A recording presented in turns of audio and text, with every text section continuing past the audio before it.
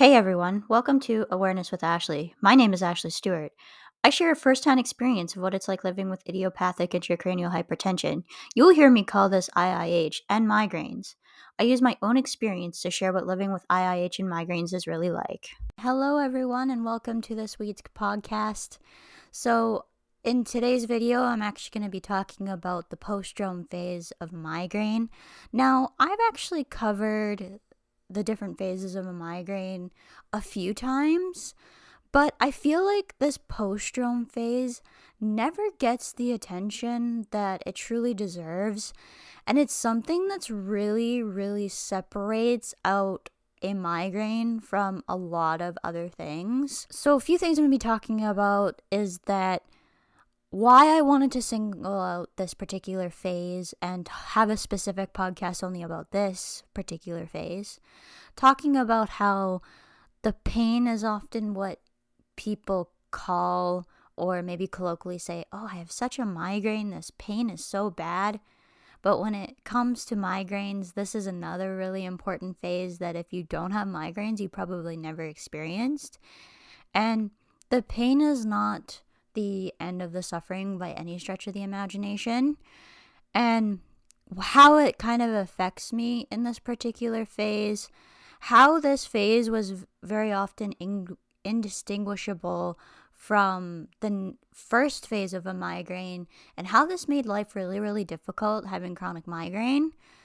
The lack of concentration is particularly something I want to focus on, so that's going to be something I'm going to be talking about. The length of time I also want to talk about, in particular with migraine phases, and how although it's something that has kind of a set duration discovered by science for a lot of us, it's not set in stone.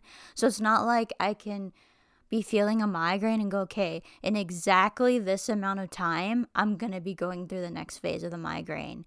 It's just not like that. And how having these kind of phases on the one end and other end of the migraine is something that's really important to point out, and particularly because you've got that such a length of time that although you may not be in pain anymore, you may not be functioning at your optimum level. Why I wanted to single out this particular phase of a migraine is because many don't understand this particular phase and how much it actually affects us. The pain is often over, but the suffering is not. When I deal with this part of a migraine, I'm usually able to function, but it's like I've been in a boxing match with my body.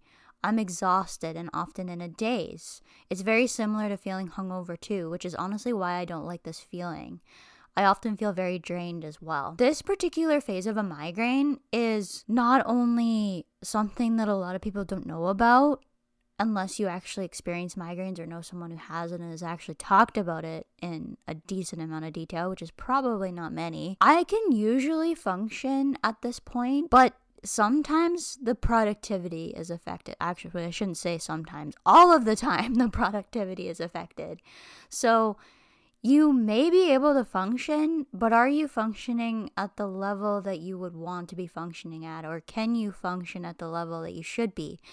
I think this is really important for people in professional careers where you need to have yourself be at the top of your game in order to not only protect people's lives, depending on like if you're in something in a healthcare field or you're maybe even a technician and working and need to have your brain be functional.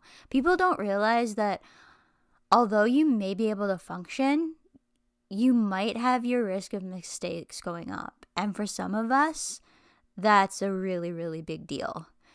Like, it's important to be able to function optimally so that you're not only protecting yourself, but you're protecting the people that are relying on you to do your job. This boxing match, this is the thing I came up with when I was writing this out.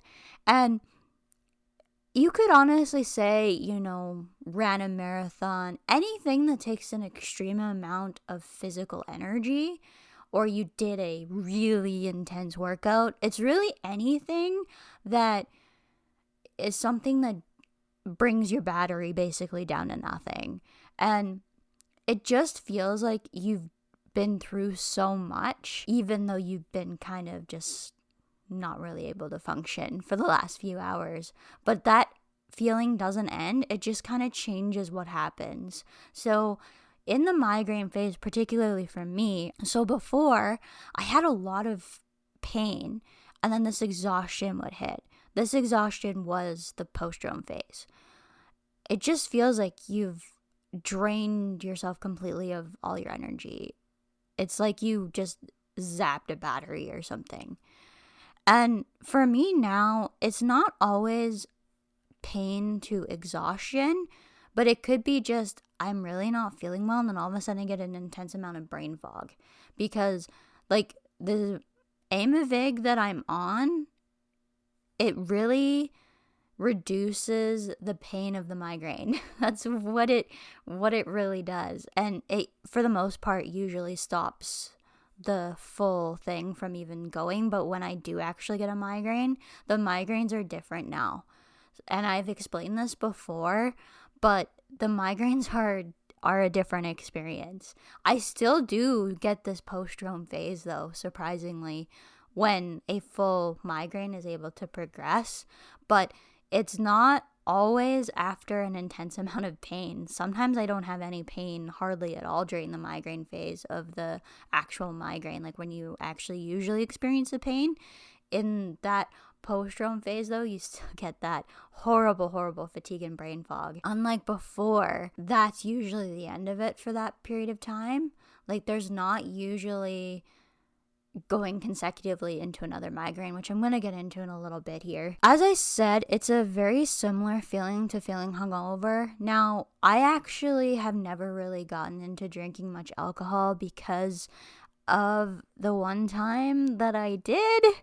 I got very sick to my stomach. I try and avoid the feeling of being sick to my stomach because I absolutely hate the feeling of being sick to my stomach. Like, I'm very thankful actually that nausea isn't a huge symptom for me during a migraine.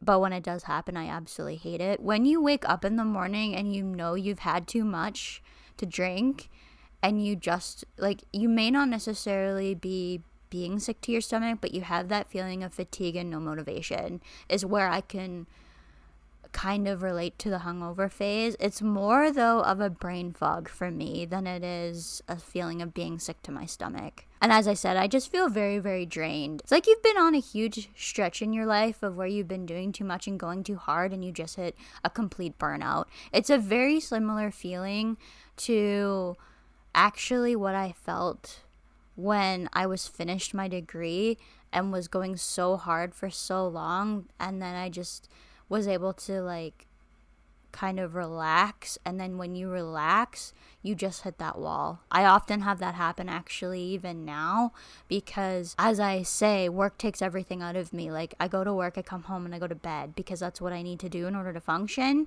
And so although I can, it takes everything out of me to do so. Now I want to get into a bit about kind of how this changed a little bit when I had chronic migraine, which is what I had before I was put on the Aimovig. When I would experience migraines one after the other before Aimovig, some of these symptoms made it very hard to tell if I was postdrome or actually going through another migraine attack. Symptoms like severe fatigue and nausea can occur in either the postdrome or prodrome phase for me, along with the sensitivity to light. So because a lot of the symptoms that I get in the postdrome phase are very similar to a lot of the symptoms I can experience in the prodrome phase, so that's the phase before the actual aura or migraine, it blended together. So it was really difficult for me to explain or tell my neurologist, this is exactly how many migraines I'm having a month, because this is exactly how many migraines I've experienced. Like I wasn't able to tell when one migraine was ending and another was beginning because it felt like just a constant migraine. So like you'd sometimes get relief from the pain and then you get the severe fatigue and then it would repeat, and it's just really hard to explain. When I talk about the phases of a migraine, this is what I'm actually referring to here. So Your prodrome phase can last from a few hours to a few days. The aura phase is usually a little shorter, and I think it's easier to tell because you can tell exactly when you're experiencing a change in your vision or have visual symptoms. So I think they're able to document this a little bit easier. So usually up to an hour. I swear I've had some auras though that have lasted for a couple of hours, even longer. So I'm not sure that I completely agree with the up to an hour. When it comes to the aura phase, it's definitely a more shortened specific period of time. The migraine attack is from 4 hours to up to 3 days. Like, it can last a while. I usually only have a shorter actual migraine attack period. So it's kind of like the aura for me, where the pain lasts a specific amount of time and it's usually shorter. But I can't really remember, like I said, because I had such trouble distinguishing the phases when I had chronic migraine before Aimovig, that I just don't remember exactly if I've had an actual migraine attack last up to 3 days. At this point, I just don't remember anymore. So unfortunately, I don't think I can really answer that question. I don't know, maybe I've had one that's lasted more than a few days and just maybe thought it was a different migraine. Like I said, it's really difficult to actually tell. And then this postdrome phase that we're focusing on today, 1 to 2 days. So you're experiencing brain fog and this exhaustion and just lack of concentration for up to 1 to 2 days. And so let's say you had the maximum amount of time for a full migraine. Well, you've got a few days on the postdrome phase. You've got maybe, let's say, a couple hours for the aura phase. And I want to say aurora because I like chasing the northern lights. And then you've got the migraine attack. Let's say you had one for 72 hours or 3 days. And 1 to 2 days, you're looking at like possibly a week for one migraine attack. Like just one single migraine attack. Now, imagine having that constantly and you have chronic migraine. The one I want to specifically focus on when it comes to symptoms is this lack of concentration, because for me, it's probably the thing that affects me the most. It can occur in either this phase or can be a warning sign before a possible aura that a migraine is starting. I don't always have an aura before a migraine, so it's not the best warning sign for me. Even before, when I had migraines, and I wonder if maybe this is why it's sometimes really difficult for me to tell when I might be starting a migraine, is because I don't always get the aura phase. The last migraine that I actually had that was quite severe actually was a few weeks ago. I actually had to go home from work early, and I had a very distinct aura phase with that last particular migraine. I don't know that I've actually had very many migraines during this particular period. I'm actually on my period right now, and there's been a little bit of head pain and a little bit of dizziness, but honestly, I don't know if it's just because I started bleeding a few days after I had my needle, but I haven't had much this month, thankfully, which is good because I've been dealing with some pretty bad period cramps. Actually, I just want to stop here and just talk about this for a second, because this period has been so bad that I actually wrote a short little blog post on locals for supporters. So I've started documenting some of my more personal things for my supporters on Locals. Locals is a platform that's very similar to Patreon, but you can actually post content on there yourself. And so if you're wanting to join and support my content and help me be able to make better videos and pay for the costs of the channel, then you can do so by becoming a supporter on Locals. It's a great community, and I just love Locals as a platform. And eventually, if we happen to get enough people interested over there, we can start doing things like supporter-only live shows and all of that. Think of it as like the YouTube membership thing or Facebook supporter program or all of that. It's specific to that platform. But the thing that's unique about Locals is that unless you're a supporter, you can't actually like really participate in the community. It's kind of like a gate to keep out people with bad intentions, basically. So I just wanted to plug that for a second, just because it's a good way for me to talk about this period stuff. My period this month, thankfully, hasn't been bad for migraines, but it's been bad for actual period cramps. So it seems like you're either dealing with one or the other these days. I also apologize. It's cold again outside. Like, it's winter temperatures out there still, and even though it's like March 8th, and so the heater is constantly running today, there's nothing I can do about it. So hopefully the microphone does okay with actually stopping some of the noise, but not much I can do about it. Like I said, the lack of concentration for me is probably the thing that affects me the most, and because this lack of concentration is a warning sign and something that I experienced at the end, when I had and was dealing with chronic migraines, this is another reason why it made it very difficult for me to tell. It's like, okay, is a migraine coming or is it ending? Because it was so continuous that it was not very obvious. What many don't understand is that these phases aren't guaranteed in a specific amount of time either. As I was mentioning before, they're usually a range for me, but I don't know how long some of these symptoms are going to last, which means that I don't know how long I may not be functioning at the level I may be at my most productive. So let's get back into this phases here. So the prodrome phase has specific symptoms and can last for, a few hours to a few days. The aura phase can last a specific amount of time. The migraine attack itself, as you can see, is just a portion of the actual whole migraine, which is what people often know as a migraine.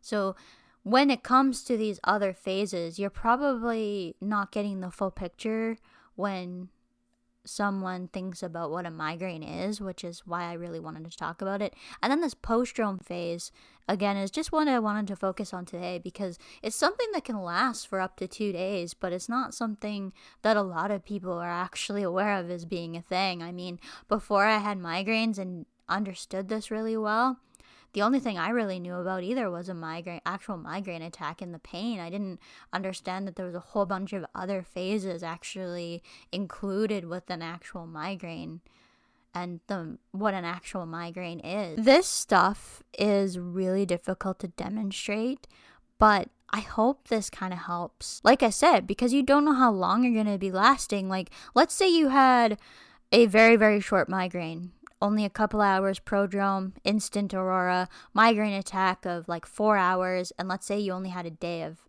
postdrome. That's a very, very quick experience. The lack of concentration and brain fog can be just as debilitating, if not more so, for some of us than the actual migraine attack can be.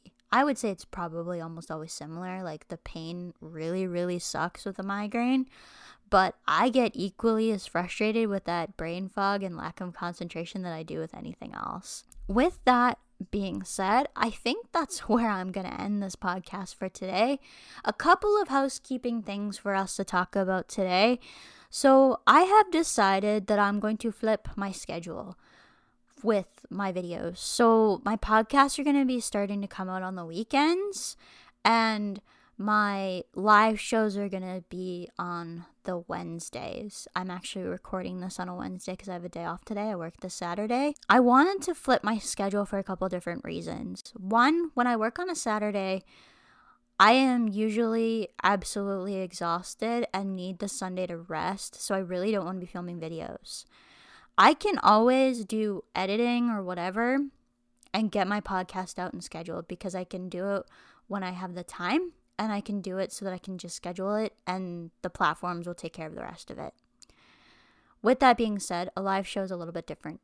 And I'm used to working quite hard during the actual week now because a lot of times I'm working 5 days. So on Wednesdays, I'm usually done at 3 o'clock if I work and Monday to Friday. I may not always be up to doing a live show. And if I do a live show, it's going to be quick. So it's going to be probably no more than a half an hour. I just can't go more than a half an hour. I get so tired unless there's like a lot of interaction with the audience, and then I can sometimes get fired up, but I'm usually pretty tired. I don't want to have extremely long live shows, and that way it also is a lot more digestible for people to watch on the replay. So I do want to switch my video content like that. And actually, I'm going to be starting to increase my short content. So I'm going to continue the 2 shorts a week that I normally do on Tuesday and Thursday that highlights, or I guess sections out a portion of the podcast. I'm wanting to add a responding to comments type of short. So I'm going to be increasing for now. I may start just doing one podcast and one responding to comments a week. It depends on if I'm able to keep up with this or not. But I don't want to commit to anything because I never know what my body's going to do when I try and do all this. So the responding to comments is something I want to include to encourage people to comment on the videos. So if you have something you want to share with just a story, or you want to have your question responded to via video, please leave them in the comments down below and I'd be happy to go through them. You can leave your question or whatever on any video, but I will be encouraging it more on the actual short videos. And if I happen to get this where it's happening on other platforms, I'm hoping that I can just respond on that platform and kind of use that video. Unfortunately, what it'll mean is that if that video does really well, it won't be eligible for monetization eventually because it'll have the watermark on it. So what I've done today actually is gone through some of my older videos and picked out the comments that either stuck out or have been very common questions that I've been asked to kind of encourage this. So I want to increase my engagement with all of you, and this is the way that I want to do it. One is with the live shows, so I strongly encourage you to have your notifications on with that on either Facebook or YouTube for those. And it just helps get notified too as well when you want to see when new videos come out or the podcast gets uploaded and ready to watch or all of that. It's just important to have notifications turned on. If you're wanting to engage with me off of YouTube, you can do so on Facebook and TikTok at Awareness with Ashley on both. So that's where you'll find the short videos and the responding to comments. I don't think Instagram has a direct in way of responding to comments, but TikTok is actually really good with interaction for that. So if I happen to get a lot of interaction on my TikTok videos, I may just start responding to comments there and just upload it across the platforms. I'm really not all that concerned. I'd rather have the question answered, and sometimes the best way for me to do it is directly in the moment. And I think that's honestly the only way you can really respond to comments. So I'm going to be doing the same thing that I would be doing if I was just responding to a comment kind of in the moment, but I'm just going to be bulk filming it. If you want to, you can follow me on Facebook at Ashley Stuart. This is the same as my channel name for those of you who are on the podcast and listening across other platforms. You can find me on YouTube at Ashley Stuart, and on Twitter if you're wanting to watch the short videos on there, or you're wanting to engage with me in a little bit more of a personal way. I'm honestly not on Twitter very much anymore though. Like I said, I'm not a big fan of the way the platform encourages people with interaction. I think it's a very toxic platform actually. Like there's a lot of not so great behavior that takes place on Twitter, so even TikTok, but I have a little bit more of a problem with Twitter than I do TikTok at this point. Because I'm going to be doing responding to comments, if you guys are wanting to keep this a little bit more private, you can do so via email, and my email is available on my link bio page. So if you want to, or in the about section on YouTube as well. And you can also should be able to find the link to the podcast as well through that. And if you are watching this on YouTube, please do hit the subscribe button and hit that notification bell so you don't miss either when I go live or when I upload new content, or so that you don't miss any of the short videos when they come out. If you are listening on the podcast, please subscribe and leave a review because it does help us reach more people and grow our reach on those platforms. You can find us on your favorite podcasting platform. And I think that's it for this particular episode. Thanks for joining, and I hope to see you guys next week. Bye, everyone. If you enjoyed this podcast, please consider subscribing and leaving a review on your favorite podcasting app. It really helps get the show out there. Hope to see you again next week for our next episode. Bye, everyone.